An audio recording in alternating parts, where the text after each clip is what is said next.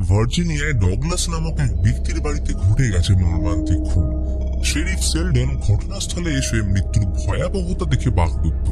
তবে মৃত্যু কিভাবে হয়েছে সেটা নির্ধারণ করা যাচ্ছে না, কারণ অফিসারদের মধ্যে বাড়িতে কিছু চুরি যায়নি এবং বাইরে থেকে কেউ ভিতরে ঢোকার চেষ্টাও করেনি। উল্টে মনে হচ্ছে যেন এরাই ভয়ের চোটে বাইরে বেরোতে চেয়েছিল, কিন্তু কোনো ক্রমে সেটা সম্ভব হয়নি। সব থেকে বিচিত্র ব্যাপার, ঘরের বেসমেন্ট থেকে পাওয়া গেছে একটা অক্ষত নগ্ন মেয়ের লাশ, যার গোটা শরীরে বিন্দু মাত্র আঘাতের চিহ্ন তো দূরের কথা, কোনো রক্তের দাগ পর্যন্ত নেই। এবং পুলিশি ডেটাবেস থেকে তার পরিচয় ও ফিঙ্গারপ্রিন্ট কারোর সাথেই ম্যাচ করছে না। নর্থ আমেরিকায় যেসব মৃতদেহের পরিচয় জানা যায় না, তখন তাদেরকে জেন ডো বলে ডাকা হয়। ওই খুনের ঘটনার পর আমাদের দেখানো হয় টিলডেন পরিবারকে। সদস্য বলতে বাবা টমি ও একমাত্র ছেলে অস্টিন। তাদের পরিবার 3 জেনারেশন ধরে মর্টিসিয়ানের কাজ করে আসছে। বাড়ির নিচেই তাদের বিশাল মর্টিসিয়ান রুম। টমি এই বিষয়ে খুবই দক্ষ, যে কোনো বডি দেখে তার মৃত্যুর কারণ বলে দিতে পারে। যেমন তাদের সামনে যে পুড়ে যাওয়া বডি পড়ে আছে, তার মৃত্যুর কারণ অস্টিনের আপাত দৃষ্টিতে আগুনে পোড়া মনে হলেও টমি বলে যে ভিকটিমের লাংস ক্ষতিগ্রস্ত হয়নি, যেটা পুড়ে যাওয়া বডির ক্ষেত্রে একেবারেই অসম্ভব। অর্থাৎ ভিকটিম আগেই মারা গেছিল, যার প্রমাণ ব্রহ্মতালুর এই ফ্র্যাকচার।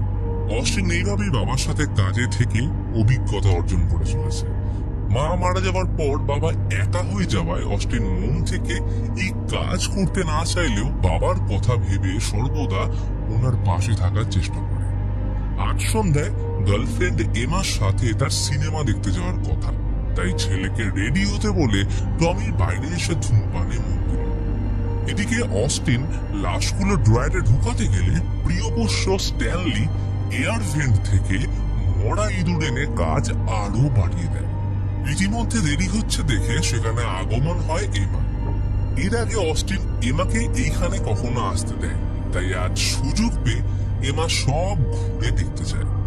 ওর কাছে এটা এক নতুন অভিজ্ঞতা।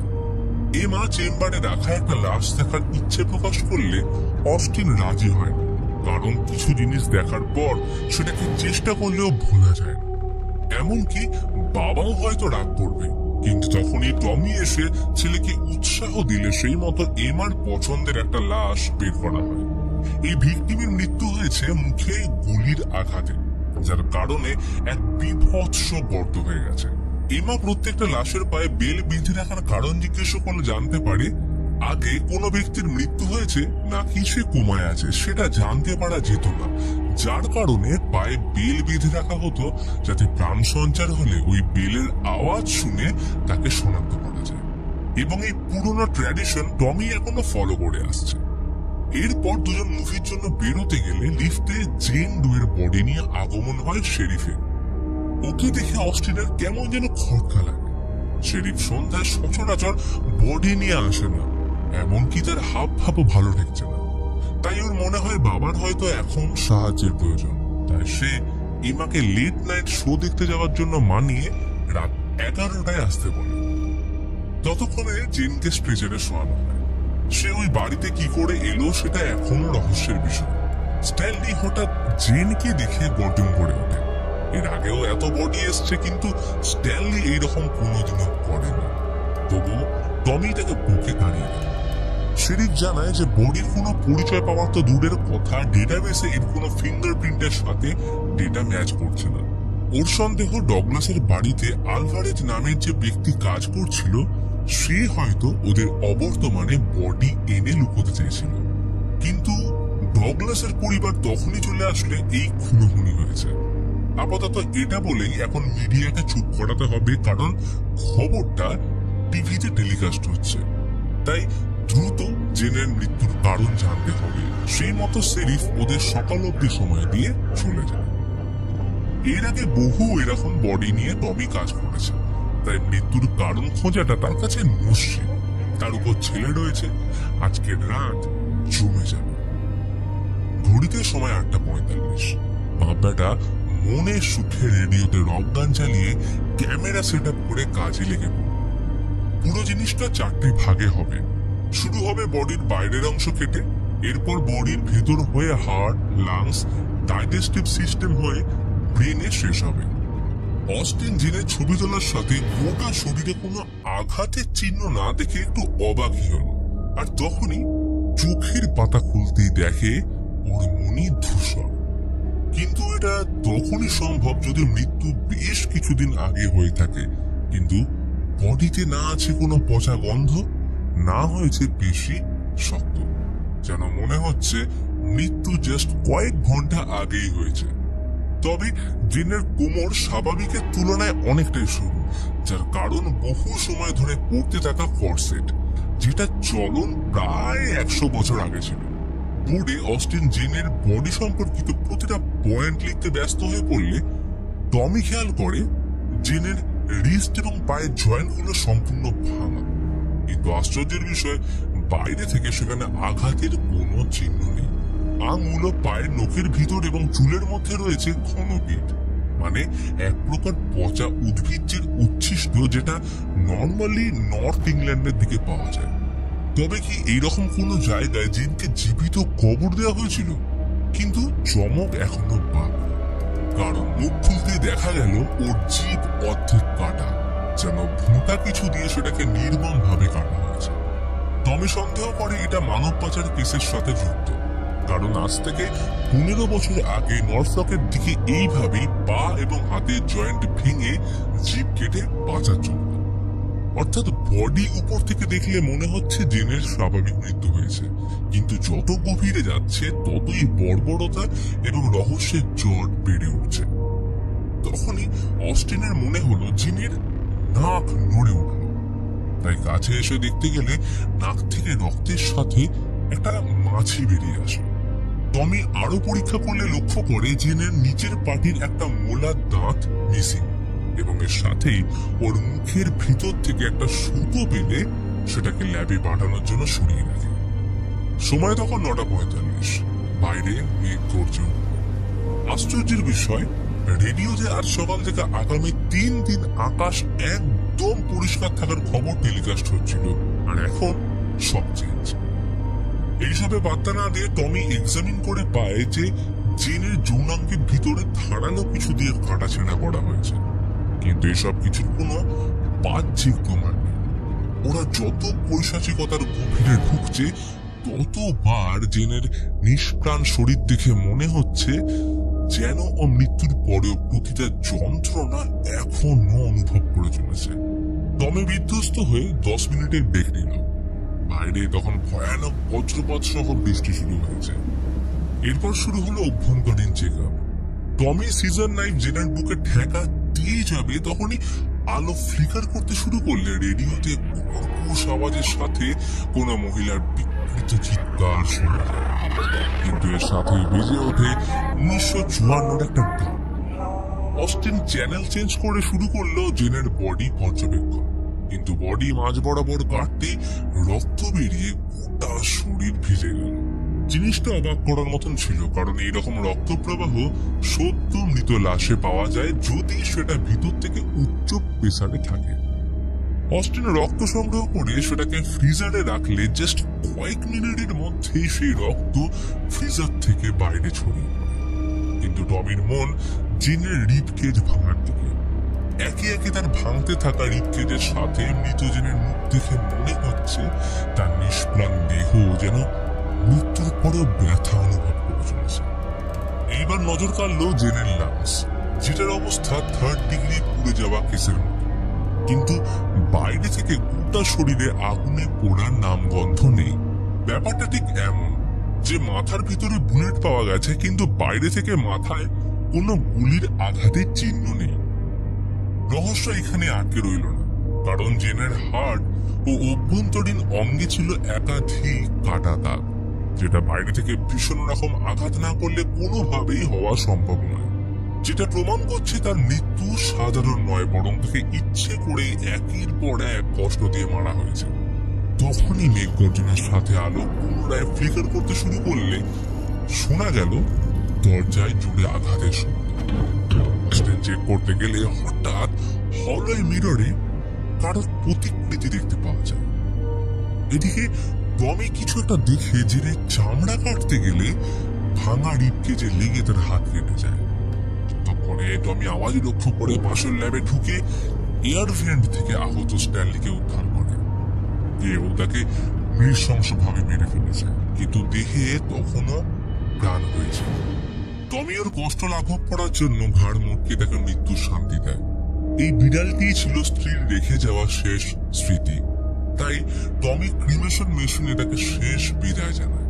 টমি ছেলের সামনে বরাবর নিজের ইমোশন লুকিয়ে রাখে, তাই এক্ষেত্রেও সেটা বজায় রাখে। অস্টিন বডি চেক করতে আসলে জেনের চোখ থেকে একটা মাছি উড়ে যেতেই ড্রয়ারের দরজা নিজে থেকেই খুলে যায়, কিন্তু অস্টিন এটাকে তেমন গুরুত্ব দেয় না।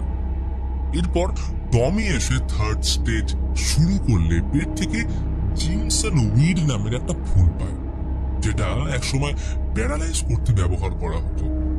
এই ফুলটাও নর্থ ইংল্যান্ডে পাওয়া যায়, অর্থাৎ জেনকে মারার আগে তাকে জিমসন উইড খাওয়ানো হয়েছিল।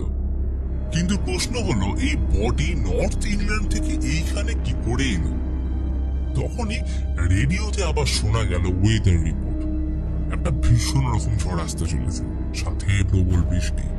পরিস্থিতি দেখে অস্টিন বাকি কাজ কাল সকালের জন্য রাখতে বললে টমি রাজি হয় না, কারণ তারা মৃত্যুর কারণ এখনো বের করতে পারেনি।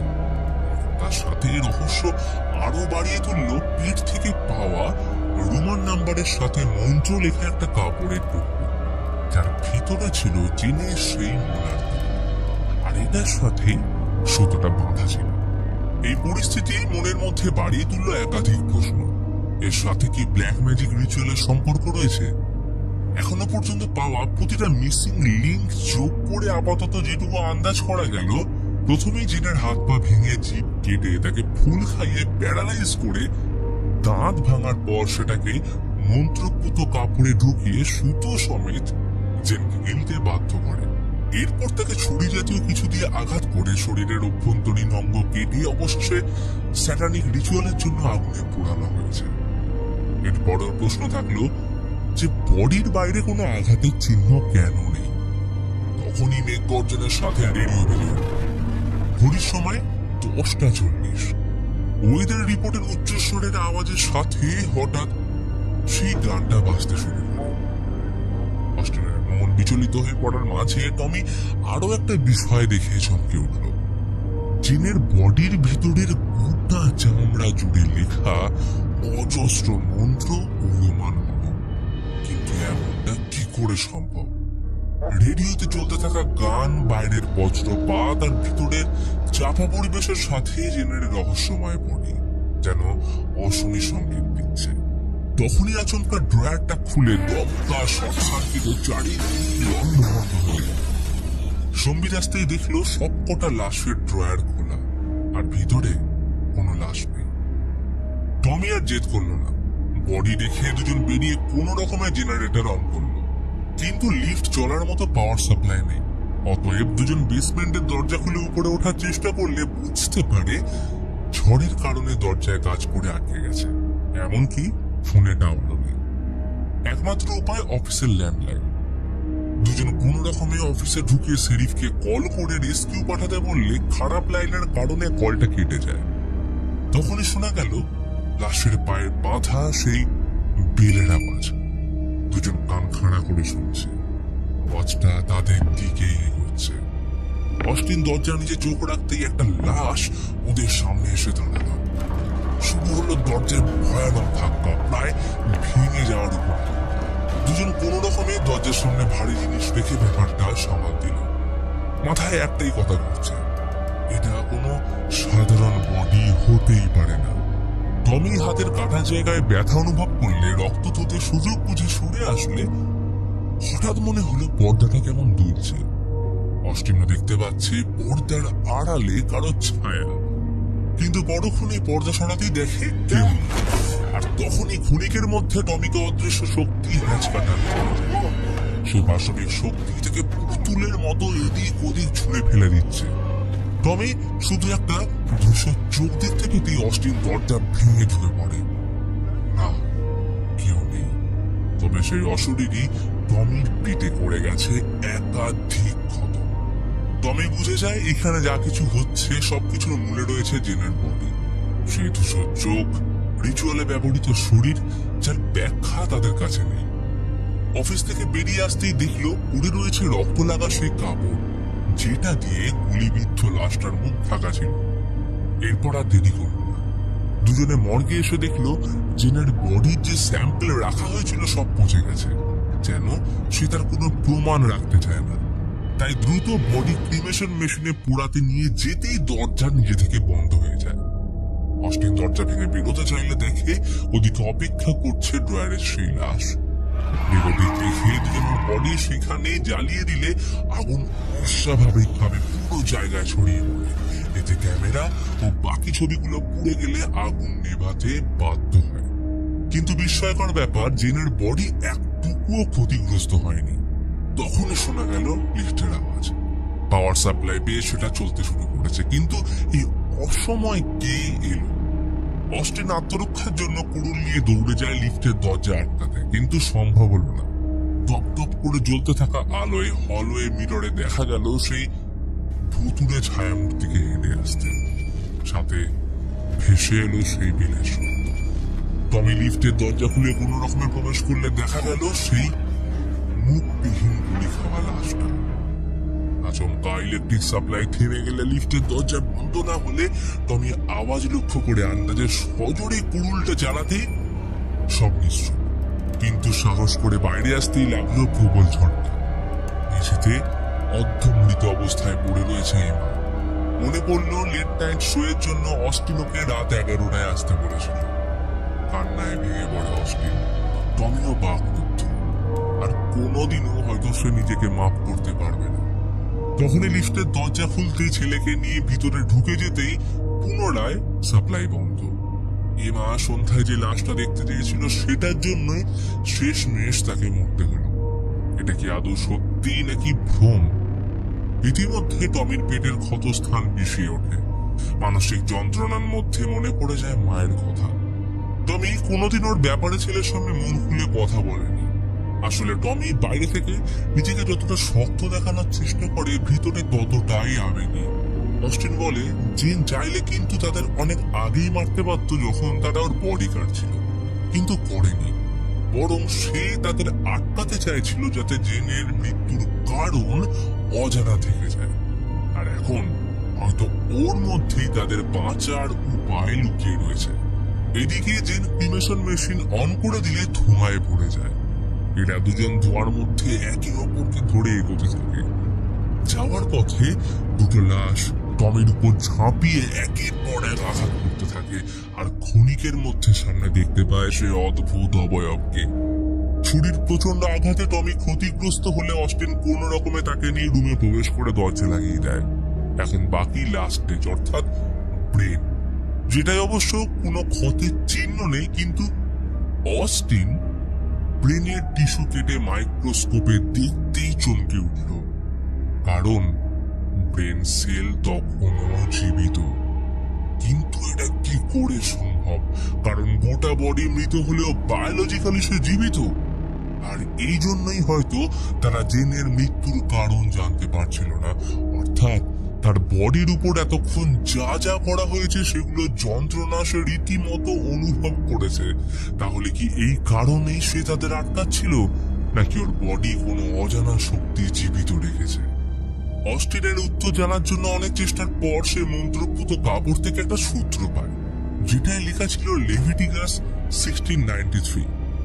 এটা শুনে টমির বাইবেলের লেভিটিকাস 20 অধ্যায়ের কথা মনে পড়ে, যেখানে ডাইনিদের কথা উল্লেখ রয়েছে। এবং এই 1693 সাল নিউ ইংল্যান্ডের সালিম উইচ ট্রায়ালকে নির্দেশ করছে। ইতিহাসের এই অধ্যায়ে ডাইনি সন্দেহে অনেক বাচ্চা এবং অল্প বয়সী মহিলাকে হত্যা করা হয়েছিল, অর্থাৎ কর্সেটের কারণে জেনের সরু কোমর, বডিতে পাওয়া পিঠ এবং জিমসন উইডের সম্পর্ক নর্থ ইংল্যান্ডের সাথে মিলে যাচ্ছে। এবং সেই সূত্র অনুযায়ী দাঁড়ালো জেনের মৃত্যু 1693 সালে হয়েছিল। শুধু মৃত্যু বললে ভুল হবে, বরং এই নিরীহ মেয়েটাকে সেই সময় ডাইনি অপবাদে নির্মম অত্যাচার করে তার শরীরে করা হয়েছিল কিছু ভয়ানক ব্ল্যাক ম্যাজিক রিচুয়াল, যার ফলে অশুভ শক্তি জেগে উঠলে তার সাথে যুক্ত হয় নিরীহ জেনের আক্রোশ, যার ফলাফল বর্তমানে সবাই টের পাচ্ছে। সহজ ভাষায় বলতে গেলে জেন এখন সত্যিকারের এক অমর ডাইনি। আর পরোক্ষভাবে দেখতে গেলে ওরা জেনের বডির সাথে যা যা করলো সে একই জিনিস আজ থেকে কয়েকশো বছর আগেও হয়েছিল। এই কারণেই জেন তাদেরকে না মেরে সে ব্যথা বেদনা তিলে তিলে তাদের অনুভব করাতে চাইছে, যার প্রমাণ টমির পেট ও সারা শরীরের সেই ক্ষত। আর এটাই জেনের প্রতিশোধ। যারা আগে ভাগ্যক্রমে বেঁচে গেছিল তারা জেনের বডি ভার্জিনিয়াতে পুঁতে দিয়ে যায়। এর বহু বছর পর ডগলাসের বাড়ি সে জমির উপর করা হয় এবং সেদিন বাড়ির বেসমেন্টে কাজ চলাকালীন জেনের বডি বেরিয়ে আসলে শুরু হয় মৃত্যুর খেলা। আর এখন সে যতক্ষণ না কারোর প্রাণ নিচ্ছে ততক্ষণ জেন থামবে না। তখনই দরজায় ভয়ানক আওয়াজের সাথে ভেঙে ফেলার উপক্রম হলে টমি অস্টিনকে বাঁচানোর জন্য নিজেকে উৎসর্গ করার সিদ্ধান্ত নিয়ে কথাটা জেনের কানে বলতেই ধীরে ধীরে আলো নিভে আসে। টমি কেমন যেন ওর চোখের দিকে তাকিয়ে মোহগ্রস্ত হয়ে পড়ে। তার কথা বলার শক্তি হারিয়ে যাচ্ছে আর তখনই টমির শরীরের প্রতিটা জয়েন্ট ভাঙতে শুরু করে। আর যে যে বডি পার্ট ওর ভাঙছে ঠিক সেইগুলোই জেনের ফিক্স হচ্ছে। এইভাবে ওর সম্পূর্ণ শরীরের বাইরের ও ভিতরের কাটা দাগ মিলিয়ে পুনরায় তরতাজা হয়ে ওঠে। আর শেষে চোখের মনি কালো হয়ে আসলে টমির চোখ ধূসর হয়ে যায় ও প্রচন্ড কষ্টে ছটফট করতে থাকে। অবশেষে পাশে পড়ে থাকা ছুরি ছেলের হাতে ধরিয়ে দিলে ঠিক স্ট্যানলিকে যেমন টমি যন্ত্রণা থেকে বাঁচিয়ে মৃত্যু প্রদান করেছিল ঠিক তেমনটাই অস্টিন করতে বাধ্য হয়। বাবার মৃত্যুর পর অস্টিনের মানসিক ভারসাম্য হারিয়ে ফেলে। আচমকা শুনতে পেল বাইরে থেকে শেরিফ ওকে ডাকছে। শেরিফ দরজা থেকে গাছ সরিয়ে দিয়েছে, তাই অস্টিনকে ভিতর থেকে বেসমেন্টে দরজা খুলে বেরিয়ে আসার চেষ্টা করতে বলে, কিন্তু কিছুতেই দরজা খোলা যাচ্ছে না। আচমকা শেরিফ ব্যঙ্গাত্মক হেসে রেডিও সেই গানটা করতে শুরু করলে অস্টিন বুঝতে পারে সে ঘুমের মধ্যে রয়েছে। তখনই ভয় পিছিয়ে আসতেই পাশে টমির আত্মাকে দাঁড়িয়ে থাকতে দেখে ভয় সিঁড়ি থেকে পড়ে যেতেই ঘাড় ভেঙে অস্টিনের মৃত্যু হয়। আর এরপর সব শান্ত। বাইরে ভিড় করেছে পুলিশের টিম। একটা রৌদ্রোজ্জ্বল দিন আজকে। রেডিওতে প্রচার হচ্ছে বিগত 4 দিন ধরে টানা চলতে থাকা প্রখর রোদের সাথে সুন্দর ওয়েদার রিপোর্ট। বাইরে কোথাও বৃষ্টি বা কাদা তাই নজরে পড়ছে না। শেরিফ ঢুকে দুজনের বডি উদ্ধার করল। বাড়ির পরিস্থিতি দেখে ফরেন্সিক অফিসার বলে যে বাইরে থেকে কারোর বলপূর্বক প্রবেশের চিহ্ন নেই, যেন এরা কিছু একটা থেকে বেঁচে পালানোর চেষ্টা করছিল, অর্থাৎ সেই ডগলাসের কেসের মতো। আর সব থেকে অদ্ভুত ব্যাপার, সেখানে অস্টিন ও টমি বাদে সবকিছুই অক্ষত রয়েছে, এমনকি স্ট্রেচারে শুয়ে থাকা জেনের রহস্যময় বডি। শেরিফ নিস্তব্ধতা ভেঙে অর্ডার দিল যে এই বডি দেশের বাইরে পাঠিয়ে দেওয়া। বাইরে দাঁড়িয়ে থাকা গাড়িতে বডি তুলে তখনই রুদ্ধশ্বাসে বেরিয়ে পড়ল। তবে কিছু দূর আসার পর হঠাৎ গাড়ির রেডিওতে বেজে উঠল সেই গান। আর তখনই এইবার আসি মুভির কিছু হিডেন ডিটেলস নিয়ে, যেগুলো তোমরা মিস করে গেছো। মুভিতে জেন ডো একটা এমন রহস্যময় বডি যার ভিতর থেকে সবকিছু কাটা ছেঁড়া বা ক্ষতিগ্রস্ত হলেও বাইরে থেকে দেখে যেমন ঠিক তার উল্টো মনে হচ্ছিল, সেই জিনিসটাই পুরো মুভি জুড়ে দর্শকদের সাথে করা হয়েছে। কারণ এতক্ষণ আমরা যা কিছু হতে দেখেছি তার সবটাই ছিল অস্টিন আর টিমের হ্যালুসিনেশন, যেটা করছিল জেন। খুব ভালোভাবে ছোট ছোট বিষয়গুলো লক্ষ্য করলে এর প্রমাণ পাওয়া যায়। জেনের বডি কাটাছেঁড়া করার আগে রেডিওতে ওয়েদার রিপোর্টে শোনা যায় যে আগামী 4 দিন রৌদ্রোজ্জ্বল পরিবেশ থাকবে, কিন্তু যখনই টিম ওর বডিতে ছুরি বসাতে যায় তখনই লাইট ফ্লিকার ও বাইরের আবহাওয়া পরিবর্তন হয়ে মেঘ গর্জন করতে শুরু করে, যেটা সিম্বল ছিল তাদের হ্যালুসিনেশন শুরু হওয়া। বাহ্যিক ময়না তদন্ত শুরু হয় রাত 8:45। এরপর অভ্যন্তরীণ বডি কাটার সময় ঘড়িতে দেখা যায় 10:05। কিন্তু লাংস আর পেটের ভিতরের বাকি জিনিসগুলো কেটে আলাদা করার পর যখন টাইম আরো একবার দেখানো হয় তখনও ঠিক একই 10:05 ছিল, অর্থাৎ এতক্ষণ ধরে সময় এগোয়নি। স্ট্যানলি মারা যাওয়ার পর যখন ক্রিমেশন মেশিনে তাকে পোড়াতে যায় তখন সময় আবার পিছিয়ে হয়ে যায় 9:45। কিন্তু সেখান থেকে ফিরে কাজ শুরু করার সময় ঘড়ির টাইম হচ্ছিল 10:30। অর্থাৎ জেনের বডি কাটা, সেখানে আগুন লাগা, লাশেদের আনাগোনা, বাইরের বৃষ্টি বজ্রপাত সবই ছিল হ্যালুসিনেশন। তার জন্যই জেনের ব্লাড স্যাম্পল ফ্রিজ থেকে বেরিয়ে আসতে দেখলে অস্টিন অবাক হলেও টমি সেটা দেখতে না পেলে কোনো রিঅ্যাক্ট করে না। জেন আসলে ওদের ইচ্ছে মতো ঘুমের মধ্যে রেখে নিজের কাজ করিয়ে গেছে, যেমন টমির মাধ্যমে স্ট্যানলি ও এমাকে হত্যা আর অবশেষে নিজেকে স্যাক্রিফাইস। এই হ্যালুসিনেশনের প্রমাণ আরো দুটো জায়গায় পাওয়া যায়। অস্টিন বেসমেন্ট থেকে বেরোনোর চেষ্টা করার সময় তার মুখে রক্ত লেগেছিল, কিন্তু মারা যাওয়ার পর মুখে কোনো রক্ত লেগে থাকতে দেখা যায় না, কারণ পড়ে যাওয়ার পর অস্টিনের হ্যালুসিনেশন কেটে যায়, যেটা বোঝাচ্ছিল রিয়েল টাইমে ওদের সাথে এমন কোনো ঘটনা ঘটেইনি। এছাড়াও বৃষ্টি না হওয়ার প্রমাণ পাওয়া যায় যখন সকালে শেরিফ আসলে বাইরে কোনো বৃষ্টি বা কাদা কিছুই নজরে পড়ে না। এর সাথে আছে আরো একটা সম্ভাবনা, গল্পের আসল ভিলেন জেন কখনোই ছিল না। আমরা জানি যে কোনো অশুভ শক্তির কাছে মানবদেহ একটা জাস্ট ফাঁকা কলসির মতো, যেটাকে তারা ব্যবহার করে কার্যসিদ্ধি করার জন্য। তেমনি হলওয়ে মিররে প্রথম যে কালো অবয়ব দেখা যায় সেইটাই ছিল আসল কালপিট বা অশুভ শক্তি, যা 1693 সালে জেনের উপর ব্ল্যাক ম্যাজিক করার পর তার শরীরে উপবিষ্ট হয়, যাকে টমি নিজেও দুবার দেখেছিল। গল্পে জেনকে একটা লাশ হিসেবে দেখানো হলেও টমি যখন তার শরীর কাটছিল বা লাংস হার্ট একে একে বের করছিল, তখন প্রত্যেকবার জেনের মুখের অভিব্যক্তি দেখানো হয়, যা প্রমাণ করছিল সে প্রতিটা যন্ত্রণা শুরু থেকেই অনুভব করছে। জেনের বডি যেমন সবাইকে রহস্যের মায়াজালে আবৃত করে টমি ও অস্টিনকে হ্যালুসিনেশনে রেখেছিল, তেমনি এই গল্প দর্শকদেরও শুরু থেকে শেষ অব্দি ঘুমের মধ্যে রাখে। আর হয়তো এইভাবে সত্যি মিথ্যের মায়া জানে অভিশপ্ত জেনের বডি তার পরবর্তী শিকার খুঁজে